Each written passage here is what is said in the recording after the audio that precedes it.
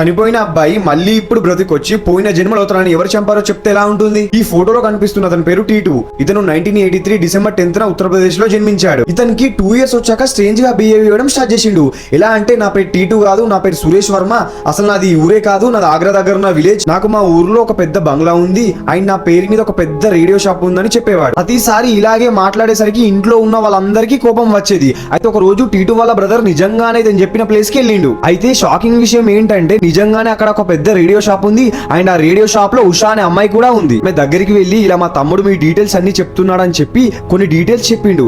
ఆ డీటెయిల్స్ విన్న ఉషా నిజంగానే షాక్ అయింది, ఎందుకంటే అతను చెప్తున్న డీటెయిల్స్ అన్ని కరెక్టే. అయితే వీళ్ళిద్దరు కలిసి టీటు దగ్గరికి వెళ్ళిర్రు. వీళ్ళని చూసిన టీటు పరిగెత్తుకుంటూ వచ్చి ఉషాని హక్ చేసుకొని ఒక డైలాగ్ చెప్పిండు. అది ఏంటంటే నా ఫియట్ కార్ లో రావచ్చు కదా, ఈ మారుతి కార్ లో ఎందుకు వచ్చారని. నిజంగానే అతనికి పాస్ట్ జన్మలో ఫియట్ కార్ ఉండేది. ఇతని మాటలు విన్న ప్రతి ఒక్కరూ షాక్ అయ్యారు, ఎందుకంటే ఇతను చెప్తున్న మాటలన్నీ నిజాలే. అతను చెప్పిన ఇంకో షాకింగ్ విషయం ఏంటంటే నన్ను నా బిజినెస్ పార్ట్నర్స్ ఇద్దరు కలిసి రైట్ సైడ్ హెడ్ లో షూట్ చేసి చంపేశారని. అయితే చనిపోయిన Suresh Varma post mortem reports observe చేస్తే నిజంగానే అతన్ని హెడ్ పై ఎవరో కాల్చి చంపేసినట్టు ఉంది. అండ్ ఇప్పుడు పుట్టిన అబ్బాయి తలపై అదే ప్లేస్ లో ఒక మార్క్ కూడా ఉంది. అయితే కొందరు సైంటిస్టులు అతను మళ్ళీ పుట్టాడని కన్ఫర్మ్ చేసిర్రు. ఫర్ ద ఫస్ట్ టైం పునర్జన్మ కేసుని కోర్టు డీల్ చేసింది అండ్ అబ్బాయి చెప్పిన వాళ్ళిద్దరిని కూడా పోలీసులు అరెస్ట్ చేసిర్రు. ఈ స్టోరీ వినడానికి ఆశ్చర్యంగా ఉన్నా కూడా ఇది నిజంగా జరిగిన సంఘటన.